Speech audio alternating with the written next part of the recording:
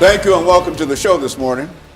The topic this morning is reclaiming and empowering African American youth through interactive ministry. And we're fortunate to have with us to talk about ways that might be used to empower and reclaim African American youth through interactive ministry, Pastor KWalker, as well as Reverend Campbell and Reverend Williams1. And of course, what we'd like to do during this first segment is to have the three of you give us some statements in reference to your background, your education, and your experiences. And we'll start with you, Reverend, since Pastor Walker, since you are responsible in a real sense for bringing us all together here this morning to talk about how we might be able to reclaim and empower our young people through the work of ministry. And so let's start off by giving us a few statements in reference to you, and then Brother Campbell will do the same, and Williams1 will do the same. And by that time, we'll be out of this first segment, and we'll be able to get into the second segment of the show itself. Well, Dr. Haney, first of all, Pastor KWalker, born right here in Nashville, Tennessee. I want to thank you once again for your show, because your show gives a voice to the voiceless in a lot of situations, and brings things to the surface that we need to know and talk about and understand and move forward in life. Born, like I said, born here in Nashville, Tennessee, educated in the public school system up until a point where I got kicked out. I ended up going into the United States Navy, stayed there for a short period of time, was strung out on drugs for many years of my life, 17 plus years of my life, ended up incarcerated in Tennessee State Prison System for about a period of 4 years there, and overall incarceration, got locked up, got out, went back.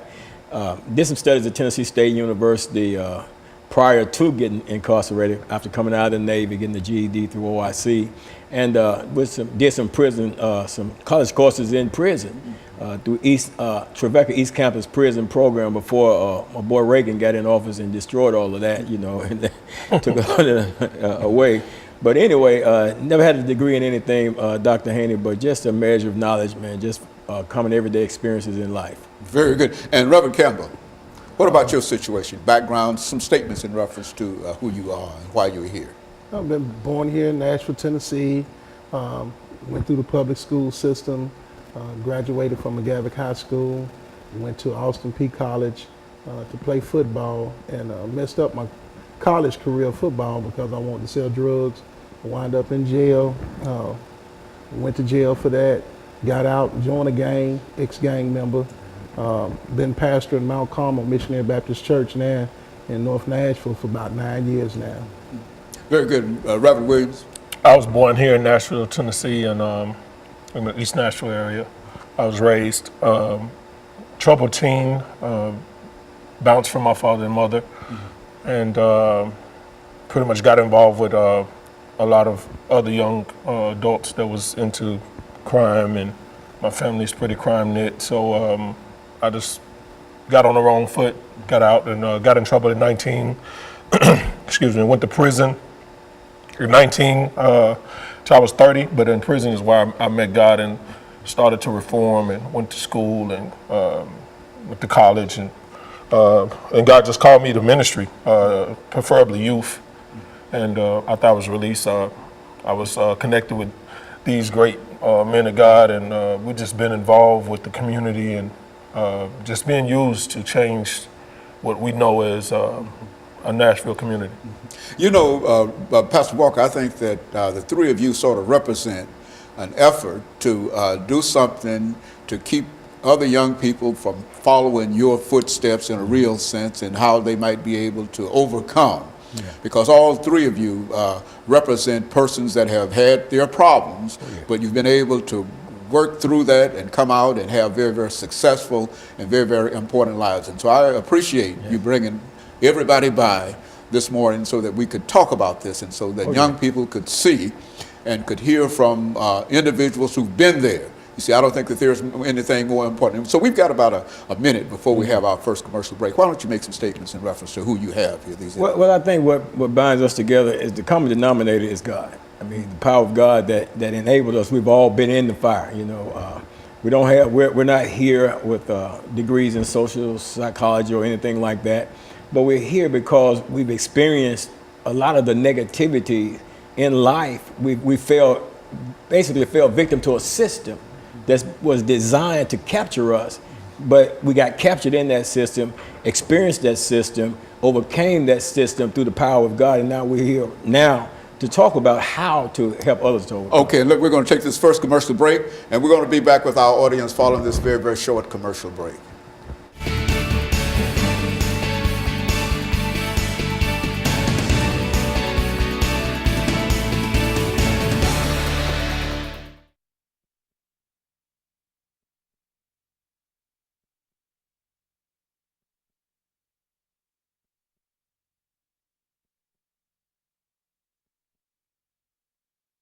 Campbell, and by that time we'll be almost down to that last 8 minutes. I'm going to let you close us out. Mm-hmm. So you take about 3 minutes. You take about 3 minutes. You know, talk about whatever you want to talk about that falls within reclaiming and empowering African American youth, and we'll let you close it out. You know, last 2 minutes. I want to take about 3 minutes. You see, and then we'll be able to do 8 minutes. At least 3 minutes with you. 3 minutes with you. 2 minutes. We'll let you sort of wrap them up, and then I'll end it, then we'll come back for a 10-minute segment, and then we'll start back again. Okay? Okay. All right, ready out here.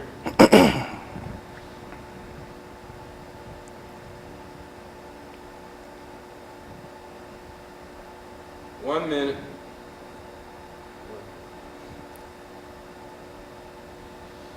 This is an 8-minute segment here. So.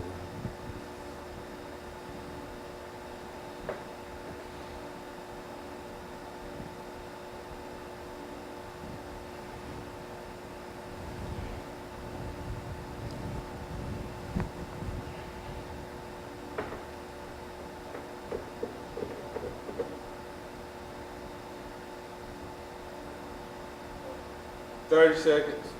Good.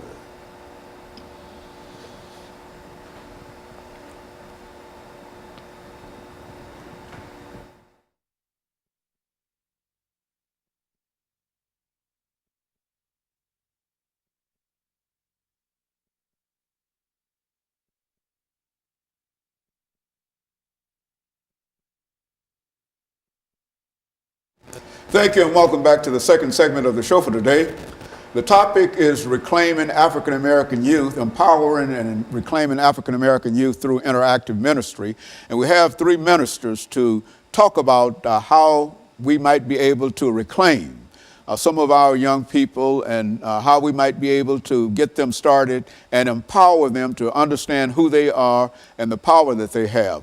And we're with Pastor Walker, Reverend Campbell, and Reverend Williams. And so let's start off, Brother Williams, by having you to make some statements in reference to how you see this whole issue of how we might be able to reclaim and empower young people to come back into society and have more influence, more positive influence. Thank you, Dr. Haney.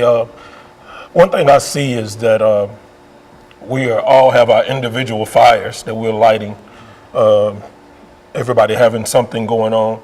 But what I don't see a lot is that we'll all band together and create the biggest fire we can to combat what we see going on in our communities. And Pastor Walker and Pastor Campbell and myself and some other ministries have really have taken on this this demonic force that has really captivated our youth. And a lot of it, we can pull out a lot of culprits, but I think one main thing is that we're doing a lot of talking and less action. And I know there are people that are afraid because of what is taking place, what has been perpetuated through news and various media outlets. I mean, now that we have Facebooks and all of these things, that it's being magnified, and I think people are afraid.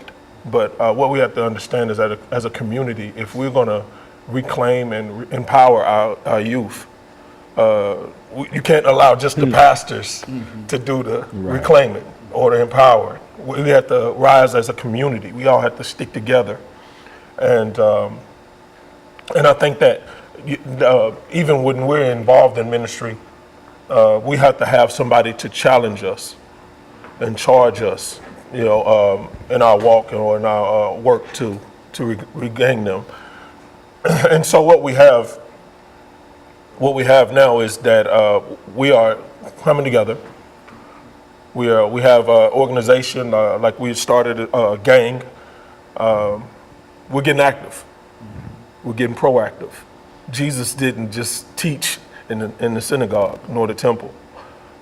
His ministry was mainly, in the community or out in the wilderness amongst the people. And if we're going to reclaim them, if we're going to empower them, we must do it on their ground. We must go to where they are and not expect them to come over to where we are. So there's various things that we're doing to impact these youth. And gang is one of them. Gentlemen are not gangsters. We've went into the juvenile detention center, and we've got approved by the juvenile court judge, and the gang unit brings in those that are on probation through mandate to take our program, and we have a curriculum set up to where we teach them that they're not just gangsters. They're not that at all. They're gentlemen, that have a disguise because of what society has placed on them. They've taken on that disguise, and they think it as reality. And we're showing them who they are. We're giving them their true identity, and we're pairing them with other entities to help them to change their life. Brother Campbell. Yes, sir. Like Reverend Williams was saying, we all are a piece of the puzzle. And until we realize where there's unity, there's strength, I think it'll always be a less number of youth that's being impacted than a greater number. We need to learn how to put our indifference aside, worrying about whose name on the marquee or who started it, and just band together. But to reclaim the youth, we got to learn how to teach them how to have a different mindset. Even our mindset need to be different. Watching the media and how they portray our youth is only one way to view it, and it changes our mindset on how we deal with them. When I look at a lot of people that talk about the youth, about their pants is too low, or you can't tell them nothing, they ain't gonna listen anyway. But our mindset must be changed in order to help reclaim or change their mindset. And that's one thing about the organization we got, Gang. We have a C curriculum that we're teaching them, and we start off with the first week of classification. And what we want to do is ask those young men, ask these youth today, what do you classify yourself as? Because it all goes back to what they think about themselves. And not only what do you classify yourself as, but what does society classify you as? And then not only society, but what does the judicial system classify you as? Because if the judicial system and society see you one way and you see yourself another, why do you want to prove them right? If you know you think more of yourself than they do, then why prove them right? And we're just trying to help change their mindset with classification, character, confession, dealing with currency, change. They have to be a confession of that. I understand that I've done wrong. I understand that the situation that I'm in, some of them, it wasn't their fault that they was in it, but there must be a confession that, hey, I've been in it, I've done it, now I want to do better. Then have them to embrace and accept change, because it's hard for them to embrace and accept change if we don't give them a positive outlet for that. And we was talking about providing jobs for some of them. Most youth don't have jobs. They want to make money. And they're not going to give up what they're doing, from aggravated robbery to burglary to selling drugs or gangbanging, unless they have some means to be able to provide for their families. Because some of them in a household where their mama and their daddy locked up in the penitentiary, and grandmama is taking care of them. So in order to reclaim them, we got to understand them. Not only do we understand them, but we got to change our mindset in order to change theirs. Reverend, what we're going to do during this last minute or so is to wait, and when we come back after this commercial break, to give you an opportunity to make some statements. But I think that this is essentially what we want to try to do, to demonstrate to the population and demonstrate to young people themselves. And I think that that's what the title that we're talking about this morning, reclaiming and empowering, which is to say that if they can follow the things that the three of you are talking about this morning, then they are on the road to what? Empowering themselves. They themselves can only empower themselves. Nobody can empower you but yourself. And so I can appreciate that. And so what we're going to do is to take this our second commercial break, Reverend, and when we come back, we'll allow you to start us off. But I think that this is essentially what we wanted to try to do this morning. And so we're going to be back with our audience following this very, very short commercial break.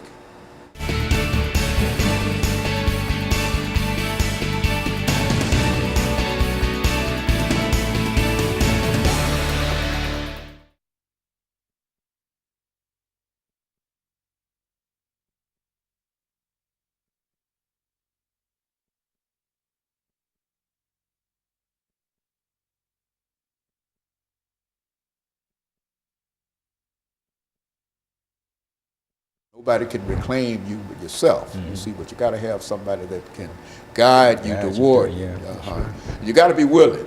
Too. You can't. Nobody can make you do anything. You know. I think we've heard that said enough among the young people and ourselves. That you can't make me. You see, and I think that once we recognize that, and that they come to a conclusion that that's what they have to do. And so we've got 10 minutes. Okay. And so when we come back, we want you to take a big part of this first segment to start talking about something.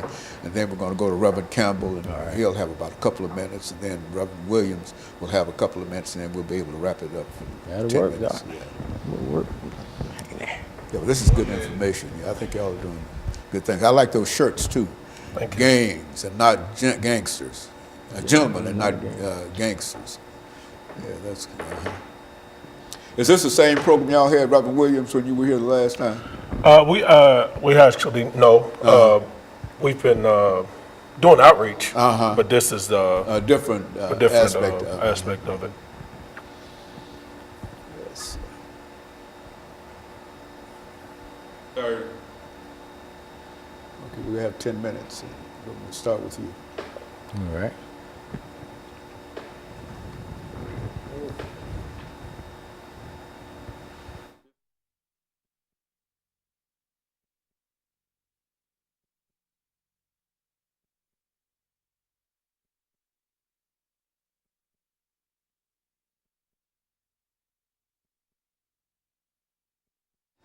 Thank you and welcome back to the final segment of the show for today.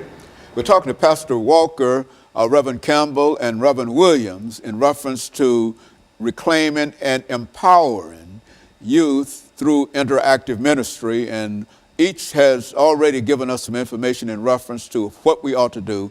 And now, Pastor, let's see if we might be able to summarize during this last segment to speak directly to our young people to make them understand why what we're doing here is important for them. Well, you know, Dr. Haney, when we talk about reclaiming and empowering youth through interactive ministry, we're talking about, first of all, have to understand that to reclaim something, you got to first realize that it's been claimed. Come on now. And they're being claimed through a systemic design that has been, when you look at the African-American male, it's been long under attack, you know, released from slavery, you know. These guys have wisdom, knowledge, and understanding about a lot of things, but not allowed to use it. And there's been a design that goes all the way back to the end. But now when you think about claiming somebody, you think about ownership. You think about it in terms of ownership. So if I can dictate, if I can control your thinking, then I can dictate your behavior. So, and a lot of times you mention the music, and people are just kind of wave you off and man, the music is so innocent, but it's not. The Bible tells us, be careful what you hear. That's right. And then it also tells us, be careful how you hear. So we got to be careful what's going into our ear gate, because what's going into our ear gates is beginning to formalize our thinking. And then our thinking results and turns into our behaviors and our actions. So if I got music that's playing to me, that's suggesting to me that, you know, I treat my women with disrespect, that, you know, the thug life is what's happening, and money this and money that, and just glorifies all kind of violence and stuff like that. I got my smoking, I put dude to sleep, you know, that kind of stuff like that. Yeah. So you're growing up with that mentality and that mindset, you begin to act that stuff out. So what we have to do is go in and show them how that when Pharaoh dealt with the Israelites, he said, and they said, come, let us deal wisely with them. So there's a wise system in play right now, Dr. Haney, that says, you know, let's keep them from progressing. So let's do it through this negative music. Let's do it through. They did it to my generation through the black exploitation movies. You know, Superfly and all of that right there. But now they put video and audio together. Now you got a visual of what you're hearing, and it's further impacting an individual, further gaining control of their mindset, and it's taking them down a pathway that we're stepping up to say, let's reclaim this. First of all, I got to make you aware of the system that you've been caught up in. So, because a lot of them are acting out in a system that don't even understand and realize why they're acting out. Why do I want to go out here and sell dope as opposed to go to school to get a degree? Why do I want to sell dope and run the streets and pick up a pistol and get in a gang and do all these things as opposed to going out here and becoming gainfully employed? Why do I want to beat my girlfriend as opposed to loving her and treating her like a woman's supposed to be loved? Because I've been programmed to think that way. This is how I've been programmed to think. So until somebody can come in with another program and reprogram the individual, and I have to use the word reprogram, but that's what's been happening. We've been programmed to think and to act a certain way. Very good. And so, Reverend Campbell, so that's what we're trying to do, you reprogram them. Is that what we're trying to do? It is. You know, when you look at a body, the body dies if the head is not there. And if you can cut the head off, or you can take a person's mind, you can control their body.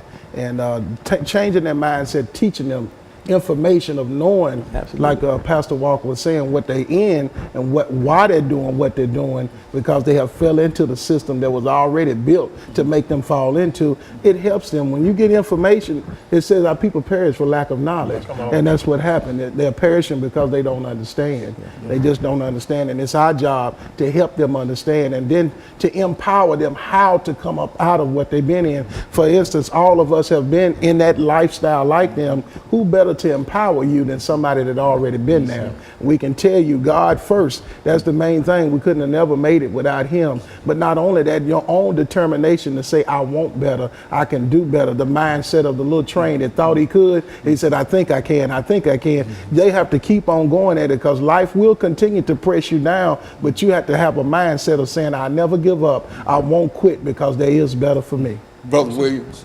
Yeah, I definitely agree with everything they're saying. It's very good. And what I see, Dr. Haney, is a lack of education. It's been the root of the problem. Ever since slavery, they didn't allow them to read, and the Bible was a main thing that they kept from them. And they found that, you know, understanding, if we can keep them out of, from a knowledge of who they are, then we can give them who we think they are, you know, and they'll adapt to that. And so that's what we've seen. We've seen these ideologies been perpetuated over our people for, you know, centuries of time, and that's what they have adapted to, and they've taken it on as their own character or personality, and they're acting it out, just as these two men of God have just said. But I think what we have to do in reclaiming is getting them to first know who they are, and then we'll come under that and fortifying them with education, teaching them history, you know, teaching them about you know, how to empower other communities, and not just their own, you know, because a lot of what we'll see in our communities is that person that has made it out, like ourselves, that have got it brought out of the fire. A lot of them have said, okay, well, I'm gonna move on the outskirts because I don't have to deal with it. You know, I don't have to get involved.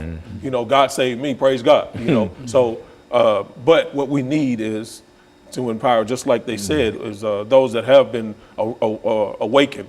We need to go back. You know, the Bible even says that when you've been restored, go back and strengthen your brother. So that's what we're doing. And we need people to band with us. We need people to band with us to help empower and educate and to reclaim our young men. Reverend, what kind of support do you think you're finding among the general population for what you're doing? Well, what we see is a lot of candle burnings, and that's about it. In a lot of situations, you see a lot of candle burnings. when what we need is people to be more interactive. When we talk about interactive ministry, we're not talking about going out getting some young men to come to church so they can hear us preach. That's right. And we're not talking about that. We're talking about interactive ministry. And to minister means to serve. You know, we got to find out what their needs are and then help serve them in a way where we can help meet those needs. And then if those needs are something that's really negative, then we got to show them a way to get around it, and that's when the empowerment part comes in. But you know, it's going to take community involvement. It's going to take families involvement. It's going to take the mother that's raising these children to take a firm stand, you know, and get the information, seek the information, and understand if I got a weakness in an area, go find the strength so I can be strengthened in the area, because my children, and especially my son's lives are at stake if I don't do that. And then we got to tell the fathers that if you impregnate this girl, then you impregnate her. You can't run off and not take care of the child and then complain when she takes you through child support. You know what I'm saying? There's got to be a system of support, and it's got to come from all areas. And it's got to come from the church. It's got to come from the school. It's got to come from our being involved in the school. We have to show up in the schools to see what our children are going through in the school system, because they're being mistreated there as well. You know, it's no secret about that. That's right. The school to prison pipeline, man, it's a deadly thing. It's definitely real, and our people are suffering from it. And you know, and people say, you know, you talk about the knowledge part, Pastor Bishop, and you know, it's our people perish for a lack of knowledge, but we were taught what you don't know won't hurt you, but what you don't know is destroying us. Yes. So the power comes in when we tell somebody, like Mr. Williams said, who they are, then that gives them power to move forward into the greater things in life that God has designed and purpose for us to do. Because for many years of our lives, I'm sure, I know I did, I didn't know who I was. Brother Campbell, the last statements here. It's so true of coming together. That's the biggest thing. And then for organizations, some organizations don't know that is in the trenches trying to help. They don't have the information because others keep information from them. Mm-hmm. Everybody got to be willing to pour into each other and to help each other with information. We might be reaching them one way, but we need to also help provide a job for them. And we need people to share that kind of information. And let me thank the three of you, Pastor Walker and Reverend Campbell and Reverend Williams, for coming by and bringing that excellent information. And I think that if we simply sort of follow things and pay attention to what you're saying, I think that we might be able to move. And let me, of course, encourage our audience to tune in again next week for another informative edition of Comments. Thank you and good morning.